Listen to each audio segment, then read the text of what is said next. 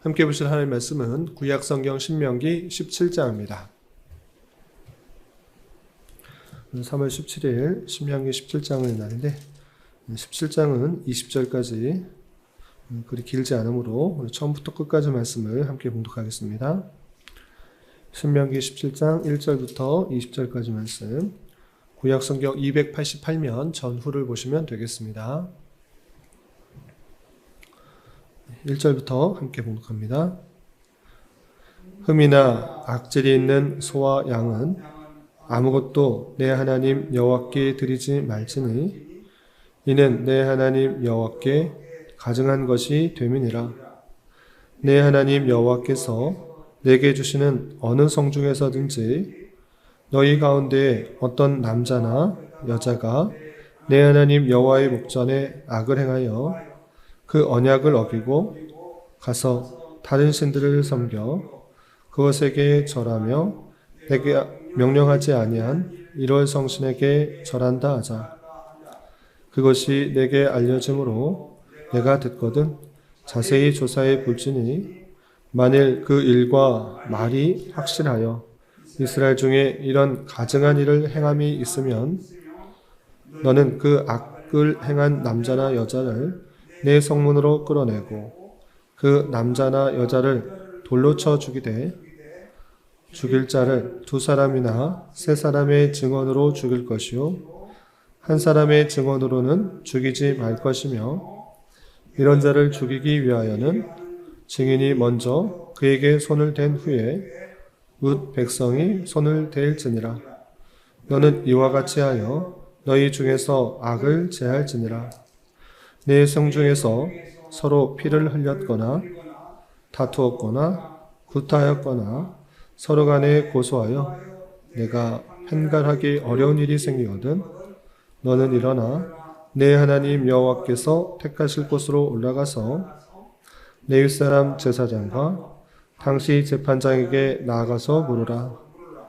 그리하면 그들이 어떻게 판결할지를 내게 가르치리니 여호와께서 택하신 곳에서 그들이 내게 보이는 판결의 뜻대로 내가 행하되 그들이 내게 가르치는 대로 삼가 행할 것이니 곧 그들이 내게 가르치는 율법의 뜻대로 그들이 내게 말하는 판결대로 행할 것이요 그들이 내게 보이는 판결을 어겨 자로나 우로나 치우치지 말 것이니라.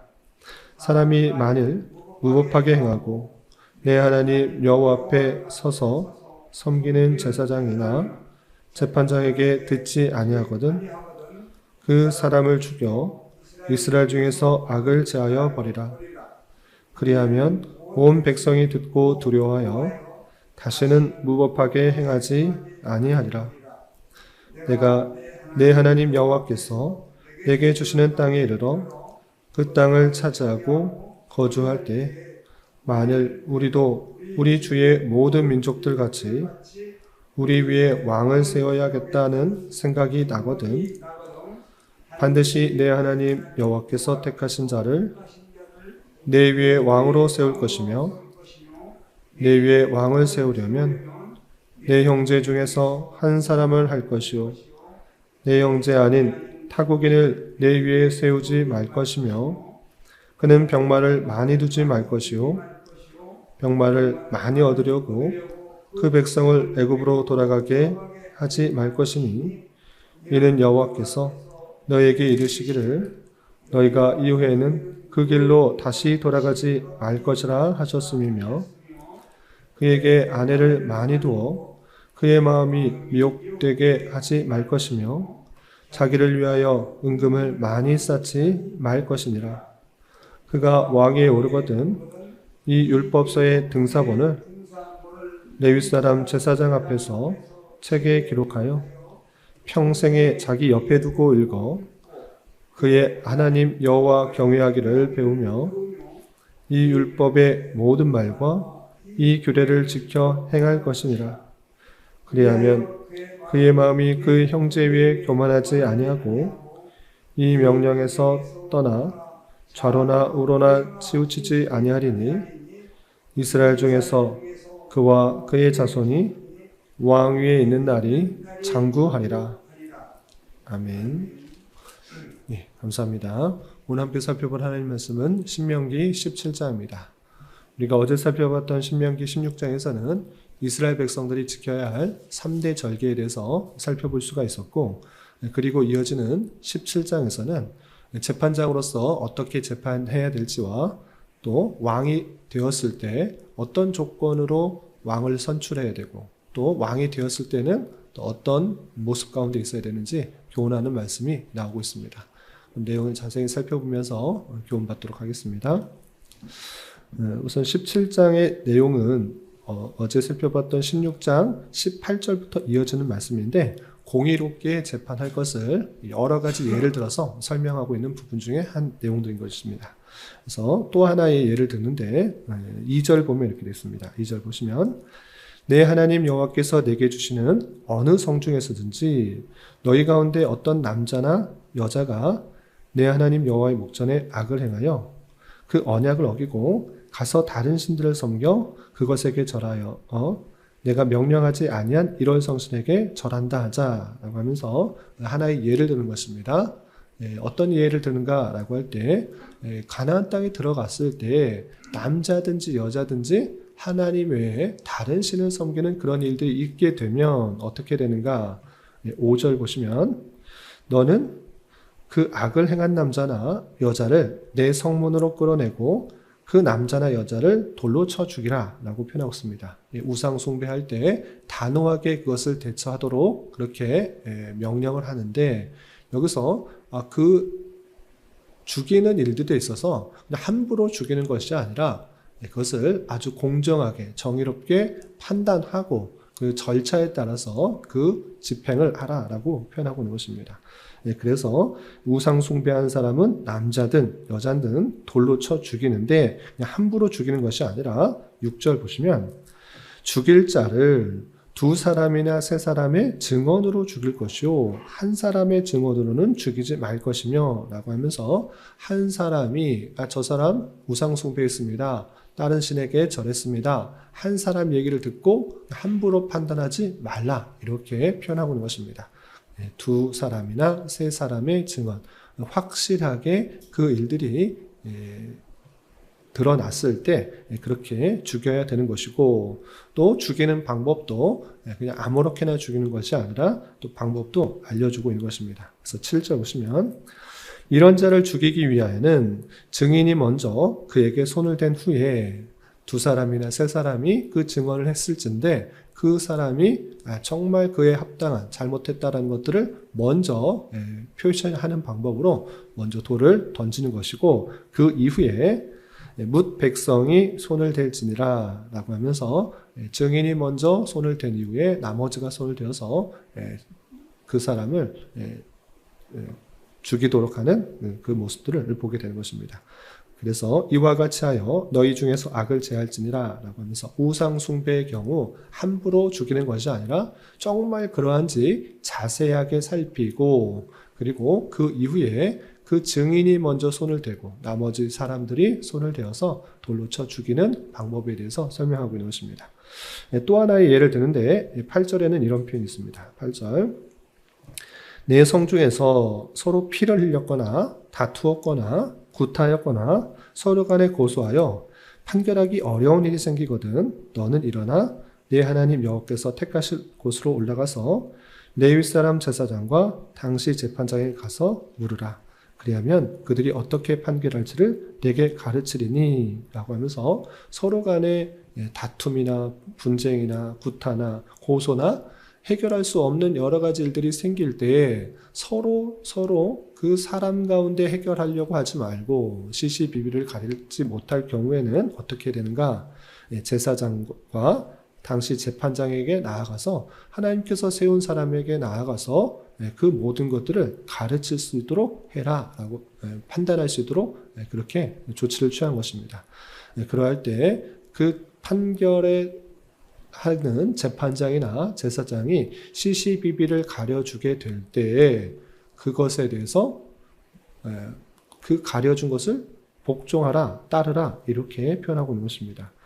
그래서 10절 보시면 여호와께서 택하신 곳에서 그들이 내게 보이는 판결의 뜻대로 내가 행하되 그들이 내게 가르친 대로 삼가 행할 것이니 곧 그들이 내게 가르치는 율법의 뜻대로 그들이 내게 말하는 판결의 뜻대로 행할 것이요 그들이 내게 보이는 판결을 어겨 좌로나 우로나 치우치지 말 것이니라 라고 하면서 CCBB가 가려지지 않는 경우에 하나님께서 세운 레위인 또는 제사장 그들에게 물어야 될 것이고 그가 하나님의 말씀을 잘 알기 때문에 또 하나님께서 주신 그 판결의 대로 그것을 CCBB를 가릴 때 그것을 그대로 따라야 된다라고 표현하고 있는 것입니다. 그런데 그 말씀이 자기 생각과 다르다고 해서 안 따르면 어떻게 하는가? 왜 재판장이 잘 알지 못하고 그냥 했다. 왜 저렇게 행하는가? 라고 거역할 수 없도록 한 것입니다. 그래서 12절 보시면 사람이 만일 무법하게 행하고 내 하나님 여호와 앞에 서서 섬기는 제사장이나 재판장에게 듣지 아니하거든. 왜 저렇게 판단하는가? 왜 저거 따를 수 없다. 저 사람이 무언데 저렇게 판단하는가? 이렇게 듣지 않으려 하고 하는 사람들이 있을 때는 어떻게 되는가? 그 사람을 죽여 이스라엘 중에서 악을 제하여 버리라. 그리하면 온 백성이 듣고 두려워하여 다시는 무법하게 행하지 아니하리라 라고 하면서 하나님께서 세워주신 제사장 또는 재판장이 있을진데 그들이 하나님의 말씀대로 잘 판결하는데 자기 생각과 다르다고 해서 듣지 않는다? 그렇게 되면 강하게 그 사람을 죽이는 방식으로 공정하게 재판하였다는 하나님의 말씀대로 재판하였다는 것을 보여주고 그 말씀을 따르지 않는 것은 하나님의 말씀을 따르지 않는 것으로 여겨 죽이는 것을 통해서 일벌백계를 통하여서 하나님의 판단이고 결정이면 순종해야 되는구나를 깊이 온 백성들이 생각할 수 있도록 하는 규례를 알려주고 있습니다. 그리고 이어지는 14절부터 20절까지는 이스라엘에서 왕을 세우게 될 때는 이런 사람을 세워야 되고 또 왕이 되었을 때는 이런 일들을 해야 되며 또 어떤 자세를 가져야 되는지 자세하게 설명해 주고 있습니다. 내용을 보시면 이렇습니다. 14절 내가 내 하나님 여호와께서 내게 주시는 땅에 이르러 그 땅을 차지하고 거주할 때에 만일 우리도 우리 주위의 모든 민족들과 같이 우리 위에 왕을 세워야겠다는 생각이 나거든 라고 하면서 가나안 땅에 들어갔을 때 다른 민족들도 다 왕이 있는데 우리에게도 왕을 주십시오 라고 생각하게 될 때 이런 조건을 가지고 세워야 된다라고 표현하고 있습니다. 하나님께서 세우라고 하신 것이 아니라 분명히 이 표현에서도 만일 우리도 우리 주위의 모든 민족들과 같이 우리 위에 왕을 세워야겠다 이런 생각이 그 백성들 가운데 드는 것입니다. 하나님께서 세우라는 것이 아니라 우리도 다른 민족과 같이 우리에게 왕을 세워야겠다라고 생각이 들 때 혹여라도 그런 생각이 들 때 다음과 같은 조건을 가져야 된다라고 표현하고 있는 것입니다. 이 말씀대로 약 400년이 지난 그 모습 속에서는 이 사사시대 그 이후에 그 백성들이 힘이 없는 우리도 정말 우리를 대신하여 전쟁하고 우리를 온전히 통치할 그 힘 있는 왕을 세워달라고 실제적으로 요구하는 그 모습들을 보게 됩니다. 하나님께서 세우라고 하신 것이 아니라 이스라엘 백성들이 다른 민족과 같이 그런 모습을 가지려고 할 때 하나님께서 그럼 한번 세워봐라 라고 허용하게 되는 것인데 만약 그 일들이 있을 때는 적어도 이런 자가 되어야 된다라고 미리 알려주고 있는 것입니다. 어떤 조건이 있는가? 15절 보시면 반드시 내 하나님 여호와께서 택하신 자를 내 위에 왕으로 세울 것이며 라고 하면서 이스라엘 백성들이 저 사람이 좋습니다 라고 세우는 것이 아니라 첫 번째 조건은 여호와께서 택하신 자 하나님께서 택하신 자를 세우도록 한 것입니다. 두 번째는 무엇이냐? 내 위에 왕을 세우려면 내 형제 중에서 한 사람을 세울 것이요 내 형제 아닌 타국인을 내 위에 세우지 말 것이며 라고 하면서 타국인, 이방인을 왕으로 세워서 이방인이 너희를 다스리게 하는 것 그거는 불가하다. 내 형제 중에서 같은 민족이 왕을 민족으로서 왕으로 서야 된다라고 이렇게 말하고 있는 것입니다. 그러면 하나님께서 택하신 자요 그 형제 중에서 세운 자가 왕이 되었다고 하면 그 왕으로서는 어떠한 자세를 가져야 되는가? 16절이야 이렇게 표현하고 있습니다. 16절 그는 왕으로 선출된 자는 병마를 많이 두지 말 것이요. 첫 번째는 병마를 많이 두지 말라고 하고 있습니다. 이방 왕들과는 완전히 구별점이 나타나고 있습니다. 이방 왕들은 병마를 많이 두는 것이 자기의 힘인 것입니다. 병마는 그냥 쉽게 말해서 군사력입니다. 그 나라가 강하려면 병마도 많이 두고 또 많은 무기를 가지는 것이 당연한 것입니다. 그런데 어떻게 표현하고 있습니까? 그 왕으로서 병마를 많이 두지 말라. 그 군사력을 많이 가진 것으로 자기의 힘과 능력을 삼을까 생각하여서 그렇게 하지 않도록 한 것입니다. 또한 그 백성을 애굽으로 돌아가게 하지 말 것이니 이는 여호와께서 너희에게 이르시기를 너희가 이후에는 그 길로 다시 돌아가지 말 것이라 라고 하면서 병마를 많이 얻기 위해서 애굽의 사람들을 보내라 이렇게도 하지 말라고 했는데 하나님께서 그 백성들을 다시 애굽으로 돌아가지 않게 하기 때문에 하나님의 말씀에 근거해서 그 백성들을 통치하도록 하시는 통치해야 된다라는 그 모습들을 보게 됩니다. 또한 17절에는 이런 표현이 있습니다. 17절에는 그에게 아내를 많이 두어 그의 마음이 미혹되게 하지 말 것이며 라고 하면서 그 당시에 주변의 여러 왕들은 자기의 힘과 능력이 있기 때문에 자기가 원하는 많은 여자를 거두는 것이 그 왕권의 상징이기도 했던 것입니다. 그런데 그런 방식으로 왕이 되지 마라. 아내를 많이 두면 그 마음이 그 아내들에게 마음이 나뉘게 되고 그 아내로 인하여서 미혹되게 되어서 잘못한 일들을 할 수 있게 되므로 그런 방식으로 왕이 아내를 많이 택하지 말라라고 표현하고 있습니다. 그리고 마지막으로 자기를 위하여 은금을 많이 싸지 말 것이니라 라고 하면서 자기가 갖고 쓰는 권세 그 힘을 가지고 자기를 위하여서 많은 재물을 취하는 것 그거 왕이 해서는 안 될 일이다 라는 것들을 보여주고 있는 것입니다. 이렇게 그 백성들이 만일 다른 나라들처럼 왕을 세우고자 할 때 다른 나라들이 왕이 세우는 방식과 또는 왕으로서의 통치하는 모습들이 그대로 따라하지 않도록 했는데 이 정신은 왜 그렇게 하도록 했는가?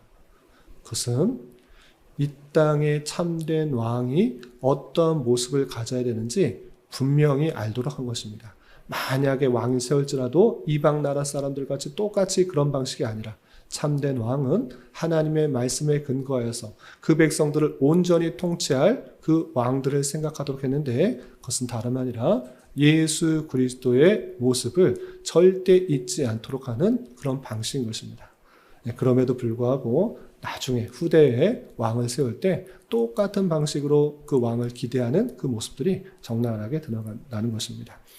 그리고 왕으로서는 더욱더 어떠해야 되는지 또 다음 18절에는 이런 표현도 있습니다. 18절 그가 왕위에 오르거든 이 율법서의 등서본을 레위 사람 제사장 앞에서 책에 기록하여 평생에 자기 옆에 두고 그의 하나님 여호와 경외하기를 배우며 이 율법의 모든 말과 이 규례를 지켜 행할 것이니라 라고 하면서 왕으로서 내가 하지 말아야 될 여러 가지 것들 다 기록하고 또 하나님께서 주신 율법들 다 기록하여서 평생에 자기 옆에 두고 그것을 읽어서 하나님의 뜻대로 온전히 통치해야 된다는 것을 기억하고 행하라 라고 강조하고 있는 것입니다.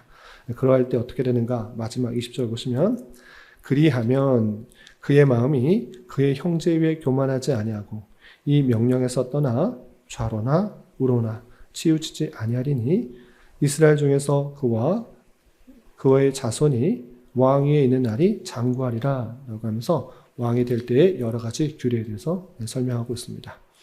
이렇게 17장에서는 두 가지 큰 내용들을 보여주고 있는데 첫 번째는 재판을 공정하게 해야 될 것이고 또 공정하게 재판한 것에 대해서는 그 말씀을 온전히 따라야 될 것에 대해서 이야기할 뿐만 아니라 만약에 왕으로 세우려고 할 때는 어떤 사람을 왕으로 세워야 되고 또 왕으로서는 어떠한 일들을 해야 되는지 교훈하는 말씀을 살펴볼 수 있습니다. 그런데 이런 말씀을 오늘날 우리에게 어떻게 적용하는가, 그것이 중요하다 할 수 있겠습니다. 우리는 이런 말씀을 할 때 이렇게 적용할 수 있습니다. 첫 번째는 우리는 재판장이 아닌데 그래 상관없는 말씀이다 이렇게 생각할 것이 아니라 이러한 정신을 잘 깨달아 재판장은 아니지만 우리가 사람을 상당히 쉽게 외모를 가지고 판단하고 단 한 가지 사건을 가지고 쉽게 판단하고 정죄하기 쉬운 그런 모습 가운데 있는 것입니다. 어떤 사람이 한 모습을 가지고 저 사람은 안 돼 또는 저 사람은 왜 저럴까 다양한 방식으로 판단하고 정죄하는 경우가 많이 있는 것입니다.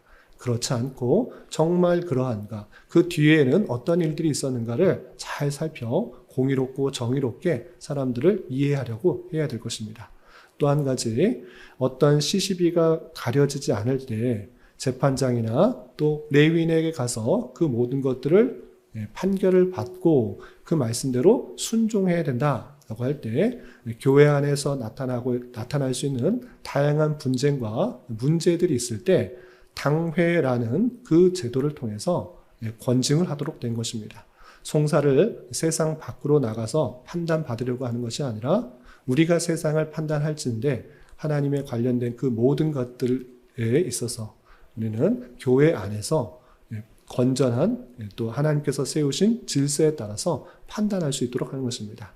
당회나 노회나 또 총회를 통하여서 영적인 질서들을 바르게 세우도록 해야 될 것이고 두 번째는 그렇게 결정된 사항에 대해서 내 마음과 뜻에 맞지 않는다고 해서 그 교회 밖으로 뛰쳐나가는 다른 교회 가면 되지라고 판단하는 것은 상당히 옳지 않은 판단인 것입니다. 하나님께서 교회를 세우시고 또 교회를 다스리게 하실 때 우리는 장로회를 통하여서 그 장로 정치를 통해서 교회를 다스리신다라고 믿는 것입니다. 그러므로 모든 성도는 그렇게 올바르게 판단한 그런 질서에서 순복할 수 있는 자세, 권징을 받아들일 수 있는 자세가 되어야 될 것입니다. 그런 우리 모습이 되어야 될 것이고 한 가지만 더 교훈을 드리면 우리는 왕은 아니지만 왕 같은 제사장으로서 왕의 모습처럼 다른 것을 의지하는 것이 아니라 돈과 재물을 취하기 위해서 이 땅을 살아가는 것이 아니라 내 쾌락을 위해서 또 많은 아내를 두는 것이 아니라 또는 군사력을 얻기 위해서 또 다른 나라에 기웃거리는 것이 아니라 오직 하나님의 말씀을 가까이 하여서 그 말씀대로 살아가는 그런 왕 같은 제사장으로서 살아가야 될 것입니다. 우리의 영원한 왕 되신 예수 그리스도 그분의 모습을 닮아가기 위한 그 모습으로 이 땅을 살아가야 될 것이고 또 하나님의 뜻대로 이 세상을 다스려가면서 주님의 뜻을 이루어가는 주님 그리스도의 몸된 교회로서 온전한 통치를 해야 될 것입니다. 크고 작은 여러 가지 다스리는 역할들을 맡을 때 내 기쁨과 내 만족과 내 유익을 위해서 사는 삶이 아니라 하나님께서 나를 통하여서 어떤 일을 행하실 것인가를 기억하며 올바른 다스림을 행해야 될 것입니다. 이런 저와 여러분이 되시기를 주님의 이름으로 부탁을 드립니다. 기도하겠습니다.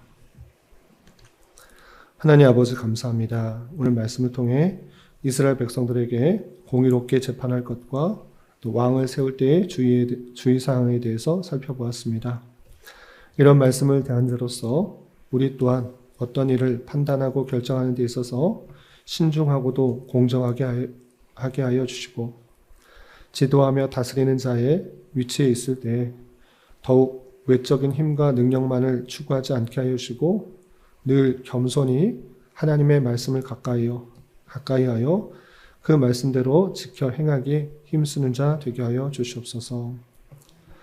주님, 교회 내 육체의 질병과 연약함으로 병원에 치료를 받는 여러 성도들과 그 가족들이 있사오니 주님 붙들어 주셔서 건강하게 잘 회복될 수 있도록 은혜를 더하여 주옵시며 가족의 전도와 신앙을 위해 직장과 사업장의 문제로 주님께 간절히 기도하는 여러 지체들이 있사오니 주님께서 그 모든 상황과 여건 마음과 생각을 주장하여주셔서 하나님의 어떠하심을 깨달으며 성령의 풍성한 열매를 맺을 수 있는 좋은 기회가 될 수 있도록 인도하여 주시옵소서.